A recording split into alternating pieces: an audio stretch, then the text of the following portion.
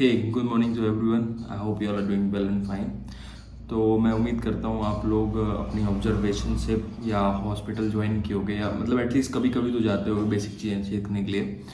तो कुछ चीज़ें तो ऑब्वियसली हमें आनी चाहिए अगर आप सेकंड थर्ड फोर्थ ईयर में हो, जैसे कि ब्लड प्रेशर नापना।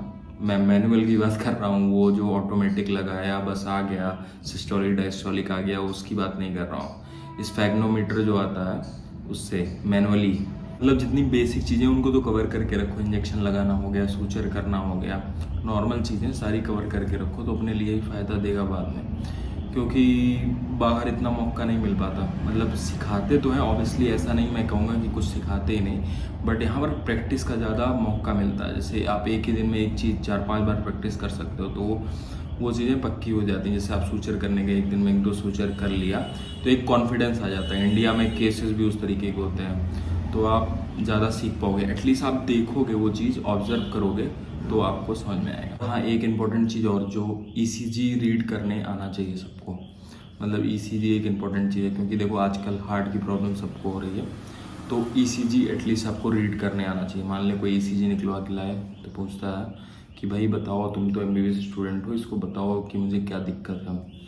तो एटलीस्ट आप बता सको कि क्या दिक्कत है या नहीं है। ऐसा मैं रोज़ तो नहीं जाता हूँ बट कभी कभी जाता हूँ, तो आज आपको दिखाता हूँ कि ऑब्जर्वरशिप में या जितना भी दिखा पाऊँगा।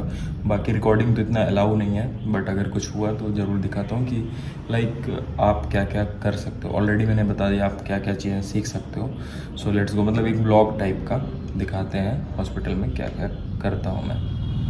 आईवी वगैरह लगाने आना चाहिए। मतलब मेनली टिपिकल होता है बच्चों को लगाना, जो न्यूबॉर्न्स होते हैं जिनकी वेंस नहीं दिख रही होती हैं, उनको लगाना ही सबसे मुश्किल होता है।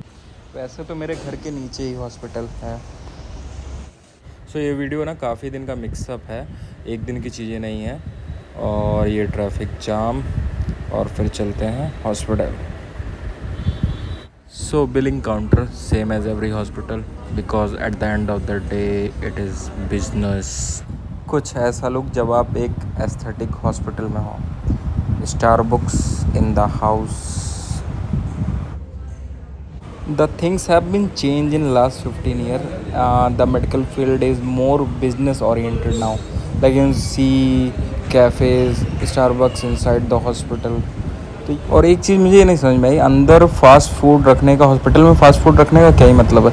मतलब थोड़ा हेल्दी फूड रखें तो एक बार समझ में आता है हॉस्पिटल के हिसाब से। बहुत दिनों बाद कॉफ़ी पीते हुए। कोई भी ऑपरेशन होने के पहले ओपीडी में पूरी तैयारियां होती हैं और स्टरलाइज सारा कुछ किया जाता है, सब कुछ नया होता है और सब कुछ ग्लव्स सारी प्रिपरेशन की जाती है। 1-2 घंटे पहले प्रिपरेशन में लगते हैं। फिर स्ट्रिंग जैसा जो दिख रहा होगा ना, ये पूरा फ्रेमवर्क बनाएगा वेसल को एक्सपेंड करने के लिए। ये जो स्ट्रिंग जैसा मेटल चीज़ दिख रहा है, इससे पूरा वेसल एक्सटेंड होगा। फिर अभी इधर तो ये पूरा हार्ट बाईपास सर्जरी हो रही है।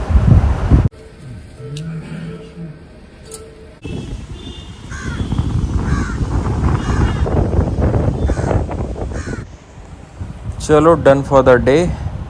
मतलब डे क्या, बिट्स एंड पीसेस में वीडियो है। So I hope you all like the video. If you like the video, like, comment, subscribe and see you all in the new video. So thank you for watching. और अपने 2000 subscriber होने वाले हैं, जिसने नहीं subscribe किया subscribe कर लो।